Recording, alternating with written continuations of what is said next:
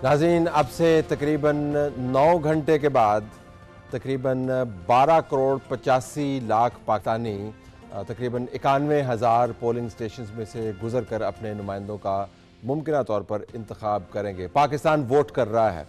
Pakistan vote किस अमल में से गुजर के कर रहा है, इस घंटे में आपको एक कम्प्रिहेंसिव तस्वीर मिलेगी।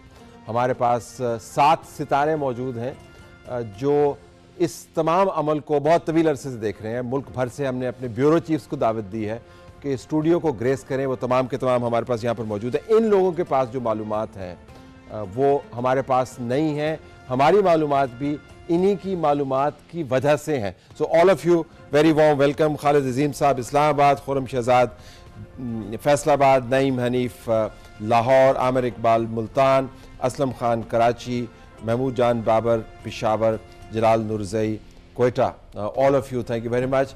बलूचिस्तान में बड़ा अंदोनाक वाक़या हुआ, इम्पैक्ट इसका क्या होगा वहाँ के इंतखाबी अमल पर आपके ख्याल में?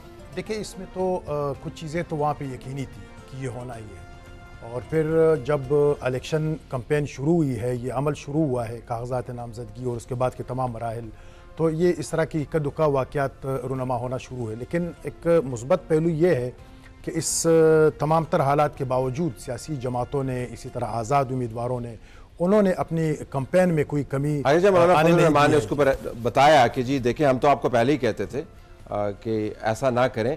एतराज़ात उनकी तरफ से आया लेकिन इंतखाबी अमल नहीं मुतासिर नहीं हुआ है। अब इसमें यह होगा कि ज़्यादा से ज़्यादा टर्न आउट में कोई कमी आ जाए, जिस तरह 2008 के इलेक्शन में और इस तरह 2013 के इलेक्शन में हुआ है। लेकिन यह है कि सियासी जमातों ने इस अमल में भरपूर हिस्सा लिया है। तमाम में टर्न आउट हमेशा से लो रहा है रिवायती तौर पर। खदशा ये है कि इन इंतखाबात की वजह से कहीं इतना लो ना हो जाए कि इंतखाबी अमल की सेहत के ऊपर सवाल आए। जी बिल्कुल, चूँकि अब ये तौबा दोबारा फिर मुनसर है उन पे, उम्मीदवारों पे, सियासी जमातों पे और ख़ुद हुकूमती रेट पे और उनके इंतज़ामात पे कि ज़्यादा से ज़्यादा लोग निकल आए और उनकी सिक्योरिटी यकीनी बनाए ताकि अपना वोट कास्ट करे, ताकि ये रेशो ये बुलंद हो। महमूद, केपी के अंदर भी ये मामला रहा है, लेकिन केपी के अंदर हमने आखिर में आके जो कैंपेन्स देखी, आपने बहुत मौसर अंदाज से उनको कवर किया, वो काफ़ी आपको जानदार कैंपेन्स नज़र आई। उस तरह नहीं थी जिस तरह पिछले इंतखाबात में थी। तो वहाँ पर इस किस्म के वाक़यात का असर बाय प्रॉक्सी हो सकता है कि बलूचिस्तान में हो रहा है, यहाँ पर भी कुछ वाक़यात हुए, कहीं कुछ और ना हो जाए। Is that possible? नहीं, मेरा ख्याल है तला साहब कि वहाँ के लोग अब बहुत ज़्यादा आदी हो गए हैं। यानी अब एक शहर के अंदर भी उसका असर इतना नहीं होता। लोग कहते हैं कि बस ये होना था और वो ज़हनी तौर पे तैयार हैं इसके लिए। और ये एक तो वहाँ पे ये दहशतगर्दी का भी अंसर है, इसके अलावा जो 9 मई के बाद भी जो असरात हैं वो केपी में सबसे ज़्यादा हैं। तो ये दोनों चीज़ें वो सारे इलेक्शन के अमल को मुतासिर कर रही थी। आपका क्या ख्याल है, निस्बतन बेहतर होगा या? मेरा ज़ाती ख्याल यह है कि 2018 के मुकाबले में तो मैं कम टर्नआउट देख रहा हूँ। उसकी वजह यह है कि लोगों को मोटिवेट करने के लिए जो फैक्टर्स हुआ करते थे वो इस वक्त मैदान में नहीं है। जिस तरह वहाँ पे लोगों ने 2 बार पीटीआई को वोट दिया, तो अब पीटीआई की तरफ से ऐसा कोई फेस नहीं है जिसको देख के लोग बाहर निकलें। और उनकी तरफ से भी अभी वो जो निशान भी चला गया है, तो लोग अभी भी कंफ्यूज हैं कि जब जाएंगे तो किसको वोट करेंगे। तो क्या उन्होंने अपने हलकों के अंदर अपने तय कैंपेन्स का बंदोबस्त नहीं किया? मोहल्लों में, गाँव में, बैठकों में उन्होंने एक तरीका उन्होंने अपनाया है कि खुद अगर वो नहीं भी गए, जहाँ नहीं जा सके, उन्होंने लोग हायर किए हैं।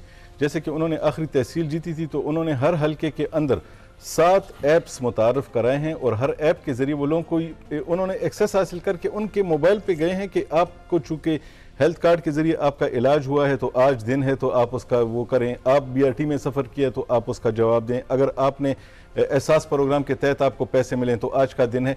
तो वो उन लोगों तक गए हैं और लोगों को उन्होंने काफ़ी हद तक। मसला ये है कि जिसको नहीं मिले ना पैसे, उसने कहा अच्छा, एक तो मुझे पैसे नहीं मिले, दूसरा मेरे से वोट मांग रहे हैं। But that's very interesting, apps को यूज किया जी, उन्होंने एक्सेस किया। आखिरी तहसील का इलेक्शन मौलाना फजल रहमान से जीता था, उनकी पार्टी से ये इलेक्शन इन्होंने जीता था और उसके लिए इन्होंने ये तरीका इस्तेमाल किया था और इस इलेक्शन में भी ज़्यादातर वही तरीके इस्तेमाल हो रहे हैं। असलम कराची के अंदर तो भरपूर कैंपेन हुई। कराची के अलावा सिंध के दूसरे हिस्सों के अंदर भी कैंपेन चली, तो दोनों का अगर आप मुवाजना करें तो सबसे ज़्यादा तगड़ी कैंपेन आपको कहाँ पर नजर आई? देखिए, पीपल्स पार्टी ने की है। तला साहब, अगर हम सांगड़ की बात करें, एक टफ हल्का है वहाँ पर, शारजिया मरी का मुकाबला मोहम्मद खान जुनेजो से है, जीडीए की उनकी हिमायत है। और ये शारजिया मरी का ये जो हल्का है वो 209 है, वो पहले वो 210 खिपरो और देही आबादी का हल्का था, वहां से लड़ती थी। ये शहरी आबादी ज्यादा है तो मुश्किल होगी। यहाँ 2 दफा आसफा गई, 1 दफा बिलावल गए, तो अंदाजा लगाएं कि एक अहमियत थी। फिर बिलावल भुट्टो जब हम पोजीशन क्या है वैसे शारजिया की, जरा इस पर कुछ कमजोर है। 210 में ज्यादा अगर लड़ती तो ज्यादा पोजीशन होती, यहाँ पर पोजीशन उनकी कुछ कमजोर है। लेकिन यार कि दो दफा आसफा गई, 1 दफा बिलावल गए, तो उससे आप अंदाजा लगाएं कि हल्की पे फोकस पीपल्स बहुत बड़ी पार्टी का एंडोर्समेंट है, बहुत ज्यादा फोकस है। फिर आपका एक सवाल था कराची में। देखिए कराची में बिलावल साहब ने जो आखिरी रैली निकाली, वो उन्होंने कराची में अगर 22 सीटें हैं तो वो कुछ इस तरह उन्होंने कैंपेन की कि वो कम से कम 15-16 हल्कों के पास से गुजरे। पूरा उन्होंने एक रूट बनाया कि वो अपने बिलावल हाउस, तो मुझे लग रहा है जिस तरह हम कराची को कवर करना चाह रहे थे, हम कवरेज प्लान ये बना रहे थे कि ऐसा कवरेज प्लान करें कि जब घूमे तो कम से कम 14 हल्कों को तो टच करें। ऐसा हुआ। आप देखिए वो लियारी भी गए, वो किमाड़ी भी गए, वो नाजाबाद भी गए, वो गोलीमार भी गए, वहां से वो जो है फिर काला बोर्ड, फिर दाऊद चौरंगी। मतलब कराची के आप हल्कों की बात करें तो मुख्तलिफ हल्कों में। और देखिए ऐसे हल्कों के नाजाबाद और जो शेरशाह कभी पीपल्स पार्टी चेयरमैन नहीं गए, 2018 में भी नहीं गए, लियारी में गए। लेकिन उन इलाकों में जब पीपल्स पार्टी जब कभी भी नहीं गई, वहां से उनके उम्मीदवार भी खड़े हुए और मुकाबला कर रहे हैं। काफी अनहोनियां हुई हैं, एमकेएम भी कभी वोट मांगने के लिए नहीं गई। ऐसा ही है इस बार तो एमकेएम भी वोट मांगने के लिए जा रही है, तब्दीली आ गई। बिल्कुल ऐसा ही है, बिल्कुल ऐसा ही है। लेकिन तला साहब लग रहा है कि एमकेएम की वापसी होगी। 2018 की अगर हम बात करें, सिर्फ 4 नशिस्तों तक महदूद रह गई थी कराची में। कौन सी एमकेएम की? बीच में आखिर में आके अल्ताफ ग्रुप भी बड़ा एक्टिव होता हुआ। जी हाँ, बिल्कुल ऐसा ही है। लेकिन वो तरह बहुत लेट एक्टिव हो रहा है, बहुत लेट। उसने बहुत देर कर दी, बहुत देर की। मेहरबान आते मेहरबान तो नहीं है, लेकिन लगा था इसको थोड़ी सी तरमीम कर दे तो ज्यादा बेहतर। लेकिन कैंपेन एमकेएम की तगड़ी रही है, एमकेएम की रही है, एमकेएम की भी रही है। आपने जमात इस्लामी ने भी कैंपेन की। आपका सर सवाल था कि तगड़ी ज्यादा। देखिए एक दिन में जिस तरह किया, फिर इंटीरियर सिंध को भी फोकस किया, एमकेएम नहीं कर सकी इंटीरियर सिंध में। कराची को उसने फोकस किया। लेकिन जो अगर हम बात करें कि पीपल्स पार्टी, वो तो उन्होंने कोalition के जरिए जेयूआई पे छोड़ी हुई है, वो कैंपेन वहां पे जीडीए पे छोड़ी हुई। ये भी हुआ कि जो एमकेएम ज्यादा कोalition पर जा रही है। पहले एमकेएम की रिवायत नहीं थी तला साहब, चाहे वो कौमी असम्बली हो, सूबाई असम्बली हो, वो नहीं इत्तेहाद करती थी। तमाम की तमाम सीटों पर वो अपने उम्मीदवार खड़े करते थे। कोई और दिन थे जब वो जिन थे, अब तो हालात तब्दील हो गए। ऐसा ही है, ऐसा ही है। मुल्तान के अंदर तो जी बड़ा मलाकड़ा हो रहा है, जरा मुल्तान की कैंपेन भी आप बताइएगा। गिलानी साहब भी कभी मोटरसाइकिल पे इससे पहले नहीं बैठे थे? कभी नहीं बैठे। शाह महमूद साहब को तो देखा था हमने, इनको पहली दफ़ा देखा है। और बिल्कुल ये बात सिंध की तरह जनूबी पंजाब में भी अगर किसी की कंपेन नजर आई है तो वो पाकिस्तान पीपल्स पार्टी की है। नून लीग की 1 हफ्ते से अब सारे मैदान में आ रहे हैं, लेकिन गिलानी साहबान ने 2-3 महीनों से उन्होंने अपने आप को एक्टिव किया हुआ है। बेटे भी झोंके हुए हैं, दोनों जो लड़के बेटे भी बड़े एक्टिव हैं और वो अच्छा मुकाबला भी कर रहे हैं। वो भी रोज़ बरोज़ अपने जलसे जुलूस, उनके पास भी कोई टाइम नहीं है। लेकिन पाकिस्तान मुस्लिम लीग नून भी कंपेन 1 हफ्ते से कर रही है जनूबी पंजाब में। और एक और जनूबी पंजाब में जो सबसे बड़ी बात हुई है, अब नए चेहरे आना शुरू हो गए हैं मुख्तलिफ हल्कों में। जैसे पहले इलेक्टिबल थे, इलेक्टिबल सुबह महाज बना के उनको इलेक्ट करके एक पार्टी के साथ मिला दिया जाता था। वही इलेक्टिबल अब मुस्लिम लीग नून का भी हिस्सा है, पीपल्स पार्टी में भी कुछ गए हैं, पीटीआई में गो इस दफा नहीं है। नए चेहरे कौन से? नए चेहरे सर जैसे अब मुजफ्फरगढ़ की बात करते हैं, बासित सुल्तान बुखारी की बेटियां, पुराने चेहरे के नए चेहरे हुए ना, पुराने के नए चेहरे आ गए। अब पुराने मखदूमों के नए जनरेशन आ गई है। बिल्कुल सर, ठीक है। तो ये लोग अब आ गए हैं, पुरानी दुकान में अब नया सौदा बेच रहे हैं, तो सारे अभी मार्केट में। दोनों बच्चे जो है शाहमूद कुरैशी के, वो भी कंटेस्ट कर रहे हैं। उनकी कैंपेन के बारे में बताइएगा। अच्छा, उनकी कैंपेन सर तला साहब इतनी मुअस्सर नहीं रही, खुल के वो आ नहीं सके। मेहरबानो 151 में कोशिश तो कर रही हैं, लेकिन उनके जो विंग्स थे जो मजबूत, जिनकी वजह से ये 151 जो है ये इनको मिनी लाड़काना कहा जाता था शाह महमूद का, तो उसमें उनके विंग कमज़ोर है। वहाँ पर अली मूसा गिलानी, छोटे मखदूम यूसुफ रज़ा गिलानी के साहबजादे हैं, और अब्दुल गफ़ार डोगर साबिक़ मुशीर वज़ीर आज़म रहे हैं।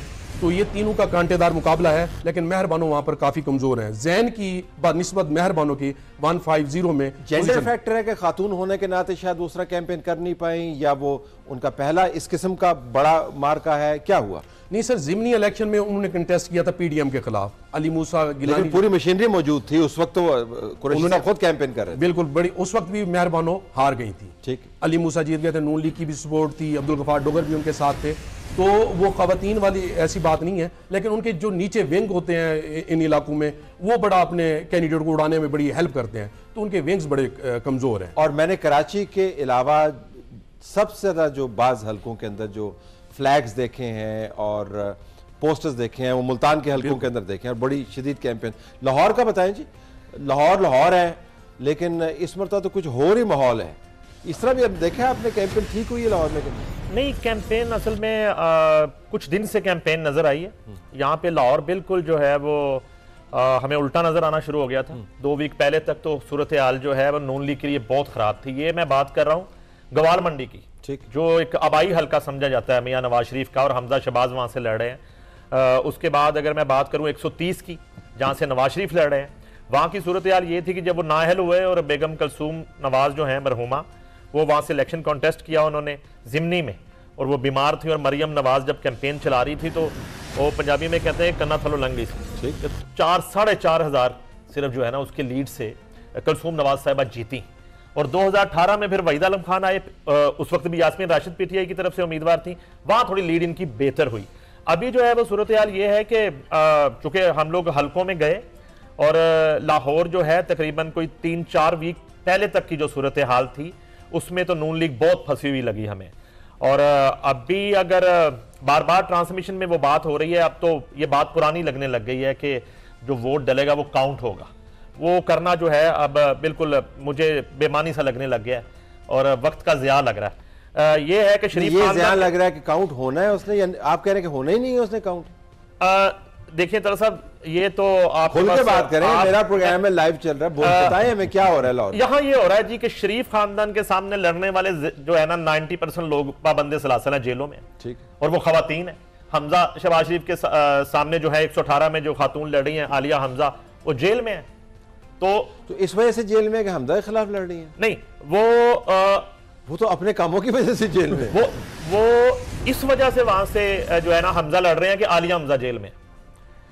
तो अगर आलिया होती तो हमजा कहां से लड़ते? हमजा शायद वहां से कोई तगड़ा कैंडिडेट आ जाता तो इस दफा हल्का बदलना पड़ जाता। ग्वाल मंडी जो है अब नून लीग का हल्का नहीं लग रहा था हमें। ठीक। इसी तरह अगर आप इधर आ जाएं 130 में नवाज शरीफ साहब के सामने जो मेन उम्मीदवार हैं यास्मीन राशिद, वो जेल में। आप 119 की बात कर लें, मरियम नवाज जहां से कॉन्टेस्ट कर रही हैं, तो वहां भी 5 दिन पहले तक सनम जावेद कैंडिडेट थी, अचानक से जो है वो उन्होंने विड्रॉ कर लिया है। अब यहां पे बहुत बड़ा जो मरियम नवाज को 119 में लग रहा है, वो हल्का बेहतर इसलिए नून लीग के लिए हो गया कि नीचे 149 में अब्दुल अलीम खान लड़ रहे हैं। अब्दुल अलीम खान का जो 149 है वो इतना पक्का हल्का है, उसकी जो सपोर्ट है वो मरियम नवाज को मिल रही है, और वो जो वोट है उससे मरियम नवाज ज्यादा उसने नजर आपने जो पेश किया है ना, वैसे उसके ऊपर मैं दादी आपको दे सकता हूँ। मैं बाद में आता हूँ इस हल्के के ऊपर, क्योंकि मैंने भी इसका थोड़ा सा तज्जिया किया। फैसलाबाद चलते हैं। लाहौर के अंदर तो बहुत कैंपेन होती थी, वो नहीं हुई, ठंडी है। फैसलाबाद के अंदर भी मुकाबले बहुत तगड़े हैं। फैसलाबाद में मुकाबले तो बहुत तगड़े हैं तलत साहब, लेकिन 2018 में जो पीटीआई ने तकरीबन 7 और 10 की रेशियो जो है वहाँ पे थी। पीटीआई के पास 7 सीटें थी और 3 सीटें जो है वो नून लीग के पास थी। अब ये बिल्कुल उलट हो जाएगा जो नजर आ रहा है। उसमें 7 उधर चली जाएंगी, 7 उधर चली जाएंगी, और 3 है 3 पीटीआई लेगी। वो जरा मुझे इसमें बड़ी दिलचस्पी है, वो कौन सी पीटीआई? एक तो ये है कि जो हल्का है 95 झुमरे का जो हल्का है, वहां पे बेसिकली नज़ीर फैमिली के आसम नज़ीर को टिकट वो देना था, लेकिन आसम नज़ीर ने वो उन्होंने कागज जमा ही नहीं करवाए। ठीक, अपना कोई मसला था उनका। हाँ जी, उनका अपना फैसला था, यानी कि नज़ीर फैमिली एक बहुत बड़ा असर डालती थी फैसलाबाद के इलेक्शन, ढेर वोट भी लेते थे। हाँ, बहुत ज्यादा, और वो तकरीबन फैसलाबाद के हर हल्के से वो जीतते आए हैं। तो वो वहां से विड्रॉ, तो ये आजाद अली तबस्सुम को, क्योंकि उनके पास कैंडिडेट कोई नहीं था नून लीग को, तो फिर उसको मजबूरन लाना पड़ा। जो पहले सूबाई के ऊपर लड़े थे अब उनको ऊपर लेके आए। अब उनको ऊपर लेके ये पहली सीट एक ही होगी। और कौन सी? और दूसरी सीट जो है जिसके ऊपर मुकाबला देखने में आ रहा है वो NA 96 है, क्योंकि यहाँ पे ये बेसिकली हल्का था तलाल चौधरी का, और यहाँ से नवाब शेर वसीर जो है वो पीटीआई की सीट पे यहाँ से पहले कामयाब हुए थे। अब उनको यहाँ से टिकट नहीं दिया गया। अब वो जो टिकट ना देने का क्रैश है, उनके बेटे को भी मिला है? नहीं, उनके वालिद नहीं, उनके वालिद और उनके चचा को। हाँ। नहीं, तलाल साहब को 2 टिकट नहीं मिले, एक ही मिला है? नहीं, तलाल साहब को तो 1 टिकट मिला है, लेकिन एक उनका जो कैंडिडेट था जिसको वो चाह रहे थे कि टिकट मिले PP 100 से, तो उसको भी दिया गया बहादुर से। एक से बदले 2 मिल गए, और की चाहिए। लेकिन वो खुद बदला लेंगे। वो बदला लेने की वजह से ये सीट जो है वो स्विंग हो रही है। यानी अब आप देखें ना, अगर नवाब साहब आ रहे ना तो फिर तुसी वो भी तलाल दे मथे ला देना। लगता है ऐसे ही है, स्विंग हो रही है, सीट स्विंग हो रही है। और तीसरा हल्का जो है वो अली गौहर बलोच का है 97। वो तो पिछली मरतबा जब सबसे मुश्किल हालात में उन्होंने सीट निकाली वहां से। लेकिन अब इशू ये है कि 3 बलोच, क्योंकि वहां पे बलोच वोट जो है वो सबसे ज्यादा, तो अली गौहर बलोच हैं, फिर सादुल्ला बलोच हैं आज़ाद उम्मीदवार, और नदीम खान बलोच हैं। वो 3 बलोच जो हैं वो जो वोट था वो बिल्कुल डिस्ट्रीब्यूट हो गया। उसका फ़ायदा हुमायूं अख्तर को होगा, क्योंकि हुमायूं अख्तर पूरा पैनल ये वाहद। यार मुझे वैसे ये समझाए, हुमायूं अख्तर के पास जो साइंस है वो तो हमें पता है उनके पास साइंस क्या है, पूरी साइंस ही है, पूरी लेबॉर्ट्री उनके पास है, पैसा भी बहुत इस्तेमाल कर रहे हैं। लेकिन एक आउटसाइडर आके एक ऐसे हल्के के अंदर जिसमें वोट जो कमिटेड वोट है, शख्सियात का हो या कबा, वो कैसे अपनी एंट्री इतनी जल्दी डाल सकता है, ये मुझे समझाया ना जरा। अच्छा, वहाँ पे जो सिचुएशन यही थी कि क्योंकि बार बार लोग इन्हीं लोगों को लेके आ रहे थे, बार बार इन्हीं लोगों को लेके आ रहे थे, मसाइल वहाँ पे झूके थे।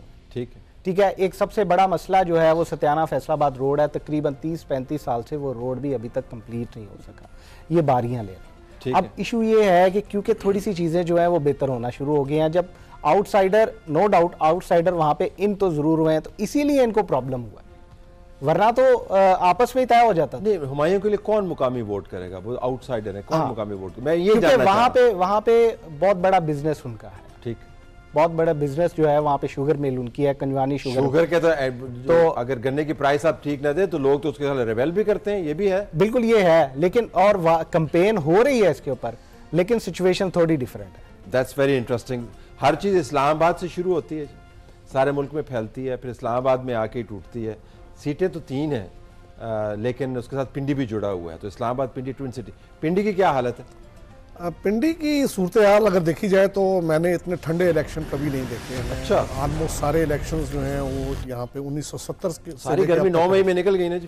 तो बिल्कुल ऐसा है कि मैं ये समझता हूँ कि वहाँ पे 9 मई भी है, और इसके साथ साथ मैं ये समझता हूँ शेख साहब भी नहीं है। शेख साहब भी सरगोशियों के अंदर जो है ना वीडियोस, बड़ा शर्लक होम्स वाली वीडियोस वो जारी कर रहे हैं जी। उसकी वजह यह है कि शेख साहब खासे अरसे से जो उनकी जो पर्सनल बेस थी उसको लूज कर चुके हैं।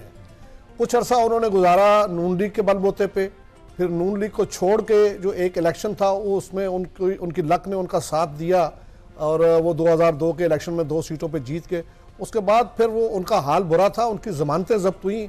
एक मोस्ट पॉपुलर लीडर जो इतने अरसे से जीतता चला आ रहा हो, उसकी जमानत जब्त हो जाए तो आप समझ सकते हैं वो कहाँ है। फिर पीटीआई का सहारा मिल गया और 2 इलेक्शन उन्होंने उससे गुजार लिए।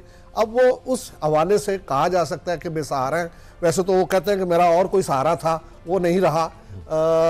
शायद वो सच किसी का भी सहारा नहीं होता है, हमें लोगों को एक धोखा सा होता है कि हमारा सहारा है, वो सहारा नहीं होता। वो सौदा बेचना, आप तो जानते हैं शेख साहब सौदा बेचना जानते हैं, तसल्ली होती। तो इस्लामाबाद की बात जो है ना वो आपने कई सारी चीज़ें वहाँ से शुरू होती हैं, वहाँ ख़त्म होती हैं, लेकिन वो कभी भी पॉलिटिकल सरगर्मियों का शहर नहीं रहा।